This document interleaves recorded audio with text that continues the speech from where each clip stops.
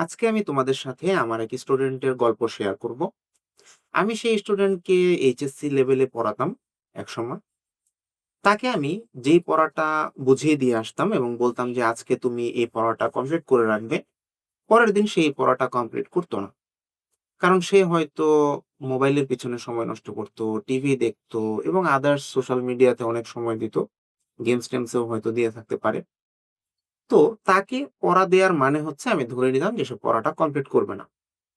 তো আজকে বুঝালাম, কালকে বুঝালাম, তারপরের দিন আরো একবার বুঝালাম। সপ্তাহে তো ২ থেকে ৩ দিন পড়াতামই। কিন্তু দেখা যেত যে সপ্তাহ শেষে তার কোনো অ্যাচিভমেন্ট নেই। তার কারণ হচ্ছে আমি পড়া দিলেই সে এটা পড়তো না। সে বলত, "স্যার আগামী দিন দিব।" এভাবে তার দিনগুলো চলে যেত। তো দিনের পর দিন এভাবে যেতে লাগলো। সে ভাবতো যে সে এটা সামনে কভার করে নিবে।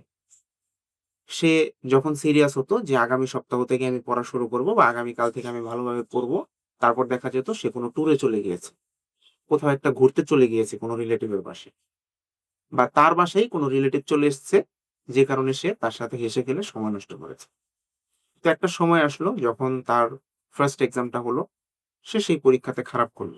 আরো একটা বলার মতো কথা হচ্ছে, সে যখন আমি অনেকগুলো পড়া পড়াতাম এবং পড়াগুলো যখন জমে যেত, তখন দেখা যেত নিজে না পড়ার কারণে সেই পড়াগুলো সে ভুলে গিয়েছে। তো এই ব্যাপারগুলো তখনকার কিন্তু কমন কথা ছিল। তো ক্রমাগত ঢিলেমি করার কারণে এরপর কিন্তু সে আর সেটা রিকভার করার সুযোগ পায়নি এবং ফাইনাল পরীক্ষাতে গিয়েও তার রেজাল্টটা খারাপ হলো। কিন্তু দেখো, অপরদিকে যদি ব্যাপারটা এরকম হতো, তাকে যে পড়াটা দেয়া হচ্ছে, সেই পড়াটা সে নিয়মিত কমপ্লিট করছে এবং নিয়মিত রিভাইজ করছে, তাহলে কিন্তু শেষ পর্যন্ত গিয়ে তার রেজাল্টটা আর খারাপ হওয়ার কথা না। তোমাদের মধ্যে অনেকেই আছো যারা এরকম ঢিলেমি করো, আজকে পড়বো, কালকে পড়বো, পরশু পড়বো, এরকম করো। তারা কিন্তু শেষ পর্যন্ত গিয়ে আর সেটা কভার করার সময় পাও না।